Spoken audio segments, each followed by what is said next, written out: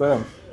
شنو ايش هذه ما عجبتك؟ الكفتاجي هذا جينا به 30 في تونس، مش كيما نتاع القراوه، هذا كفتاجينا احنا، بعد ما نحطوا العظمتين نزيدوا معاهم قسطيره، نحطوه في الصحن هذا، نزيدها فوقها بصل وضربه الفاريون، ما يجيش منه كفتاجي من غير فري، شبالك هذاك هو ميزان راه، الحاجه اللي تميز الكفتاجي نتاعنا انه نعطيو معاه صوص طوماط، والصوص هذه تلقاها كان عندنا في مكنين، ما تلقاهاش في حتى بلاصه اخرى، كيف شويه بصل، شويه الفاريون، الطن، واللي يحطوا له طن اقل من هيك يوريني الفيديو، وهذا هيك صحنا الكفتاجي نتاعنا، رد احنا جينا 30 في الملاوي، نعمل لك كعبه ملاوي هذه اللي نحبها انا، معناها لك شناكل ناكل لك هيك. الماضي عرفتي له اكثر هريسه وتسطيره، معناها انت فريكاسيه من غير تسطيره مش بنين الحقيقه.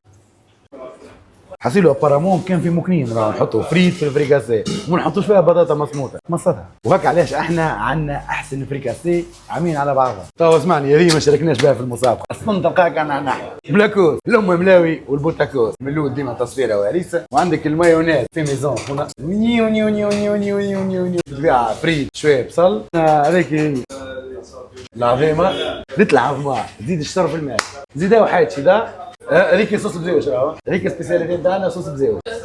هذا تشوف صيحوا ما بدعوه والقروان متسمي على الكفتاجي، مش بالضروري يكون هما عندهم احسن كفتاجي كيما الفريكاسي صيحوا بدعوها يا جماعه الغمرات، سبحان الله الدنيا تطورت اقنوا مع الوضع. عجبتني كلمه فريكاسي. انا نشوف روحي عندي ابن ملاوي في تونس. الكفتاجي اذا جيت فيه ثالث جينا في ثالثي هذه تابع الكفتاجي.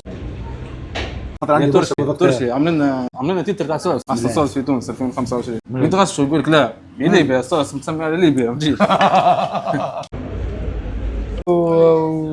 لا والله برسم ما فهمتاش يا حمد، ما تفهماش جامل تالي دخلت تعارك بين ملاوي وبين قلوب وبين ما تفهماش.